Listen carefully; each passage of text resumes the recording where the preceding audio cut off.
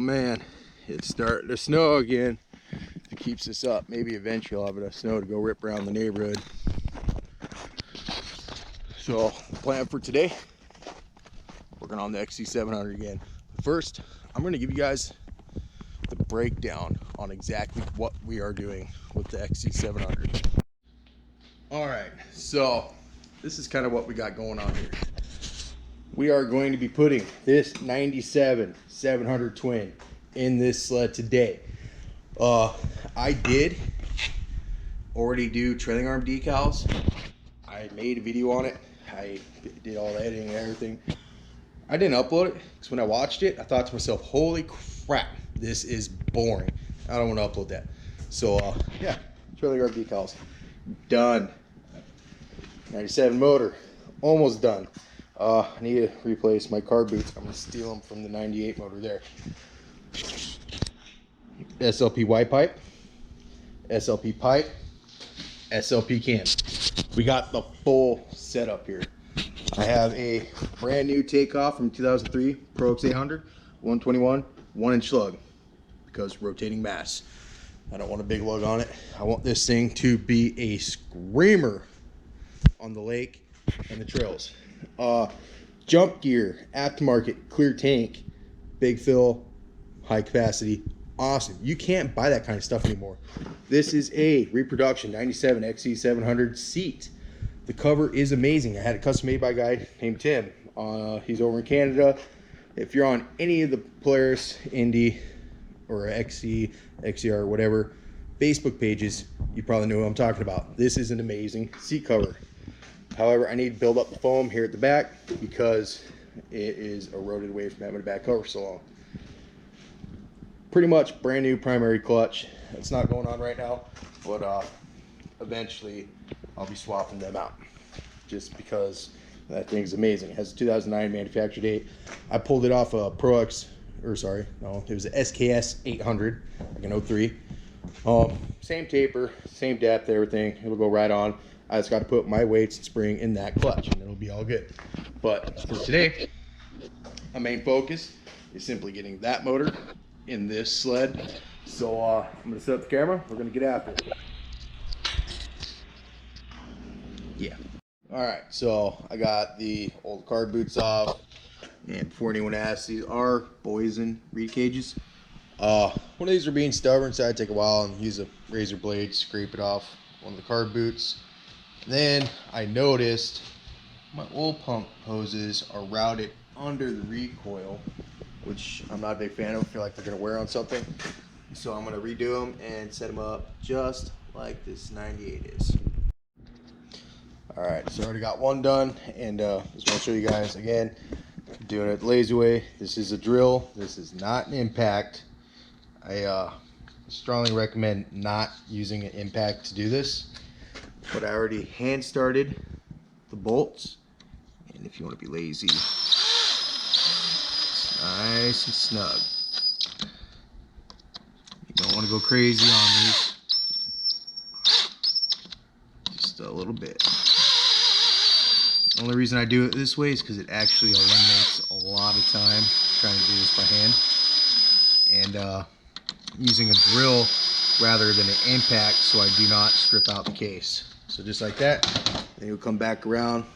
I mean, if you're that anal about it, you can torque them to spec. I don't know it off the top of my head. I've been doing this so long, I just do them by hand and never had an issue. And also routing this oil line along the top like it should have been, because I'm pretty sure the other way is not right. And I feel like it's way more prone to rubbing on something in its current routing. So yeah. Just like that, I got all my hoses routed up and above where I like them. Unfortunately, this bolt broke in the case. I fucked up, got it too tight by hand, and yeah, that happened. It's a banjo joint bolt. It's hollow in the center. I should have known. So I'm going to go steal one from this motor right here. Thank God for having parts. Luckily, with no tension on it, this will thread out by hand. I'm super lucky this did not break flush with the cases, because that would have really sucked. So basically, if you guys are not familiar with the banjo fitting, the way it works is your oil line goes to it. It's got a hole inside of there that the oil can feed through. What it does is it goes in the hole in the side of the bolt and comes out the end. So yeah, not something you see every day, but you know, a lot of times you see them like brakes and stuff like that. Just be careful of these. They are not very strong. Problem solved. Okay, oil lines, I'm happy with them. Carb boots, also happy. This thing's ready to go on the sled. Okay, that was a pain in my ass. Big time. Started sweating. Whew. The frustration was real. And then, yeah. And then I noticed this. I finally got that hose and clamp in place. This is supposed to go there. There's no fitting. So I gotta take this bolt out. Take the fitting out of here and throw this in that other motor. There we go. Progress. Okay, I got that plug removed and I got the fitting removed from that motor. To make sure I get a proper seal, I put a little bit of black RTV on here, or gasket maker, and that should keep this from leaking with any luck.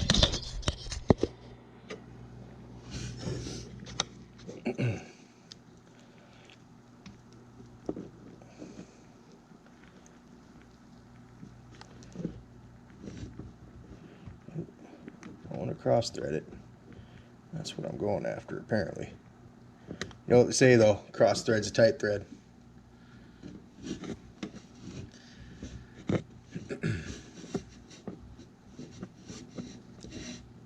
Oh, I gotta get a little bit more out of this.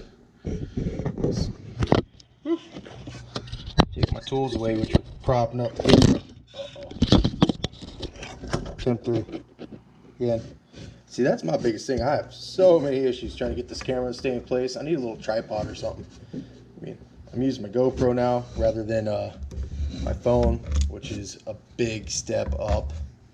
So a phone's about impossible to get to stay anywhere. Let's say about right about there. And then this little hose can go up. This little clamp on it. Money. This is just looking awesome. I'm getting so excited about this now. Woo! Man, I cannot wait to see this all done, buttoned up. It's gonna be sweet. But I'm gonna go ahead. I'm gonna throw the nuts on those 4 motor mounts. I already got my pull sign on there. I need to connect my oil pump to my fuel pump, and after that, that's pretty much done with the bottom stuff. I can start just buttoning up all the stuff up top, put the carbs on, and I actually need to swap those carbs out for another set I have around here somewhere. Don't know where, but yeah. It's coming together. I'm getting excited. Woo, that's sexy. All right, so I'm sure quite a few of you probably know this, but this is for those who don't. When setting up your oil pump, there is a line on both the arm here and on the pump itself. Factory setting is those lined up. I like to go a little bit richer, and that's just to make sure I have plenty of oil going to my crank. Guys, so here we are. It's the next day.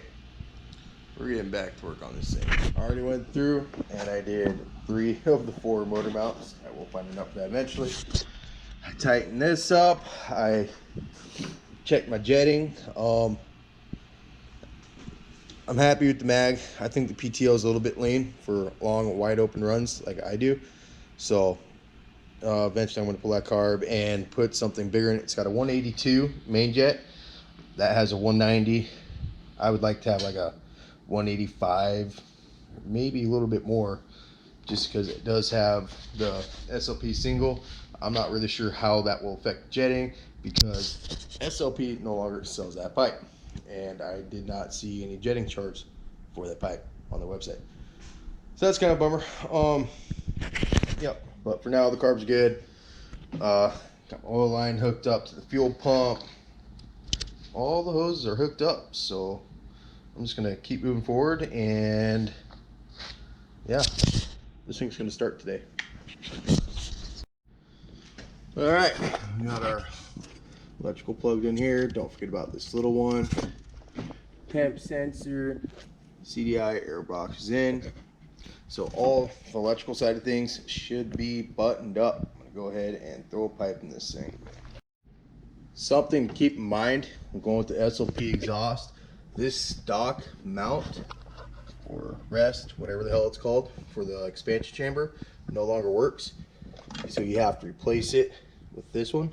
This is a SLP bracket, and so I'm gonna go ahead and start drilling this stuff out. I wish I would have remembered and done this before I put the motor in. So that kind of sucks. All right, I used the air hammer, knocked all the old rivets out. Now we can kind of see where this is going to need to be. Then I'll have to drill a hole over there to rivet that down. We'll be in business. All right, problem solved. New mounts in. Fortunately, I used the air hammer, knocked the head off the rivets, and then, of course, pneumatic rivet gun, because doing that by hand sucks. So now we're gonna throw the pipe on. All right, so the pipe's all in. I'm missing a spring here and a spring there, but I'll go out and buy new ones. I'm pretty excited. Next thing I'm gonna do is, I don't think we're gonna mount it, but I'm gonna try to put the gas tank on here and get the fuel line ran so we can at least get it started today. All right, so this jump gear tank is just a little too wide. I think I can shave this piece of metal right here. It's just basically for looks. Get that to slide in, and my little tool tray is gonna have to go away. But I got the hose hooked up. Looks like that'll fit right there in that pocket and be all right. Broke my vent. That super sucked. I'm gonna have to buy a new vent for it. Pipes in, everything's in. I'm going to throw a belt on this thing real quick, turn it around, probably drag it outside, see if this thing will start. All right, there she is. Whew. This thing is gonna be sweet. All right.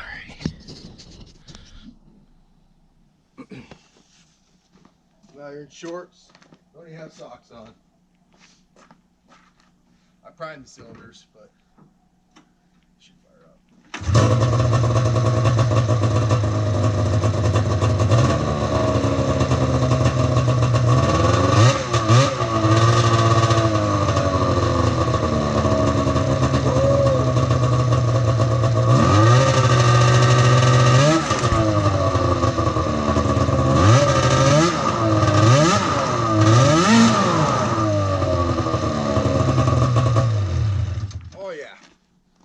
Loving it. Oh, sweet, sweet victory. The tank's not mounted. It's just kind of chilling here. But I have to do that stuff to make it fit. But that's it, boys. And I suppose, ladies, if there's any watching, 97 motor, 97 trailing arms. Working on the seat and tank setup, but she freaking runs. Oh, it sounds good too. Ooh, it sounds good. Hell yeah.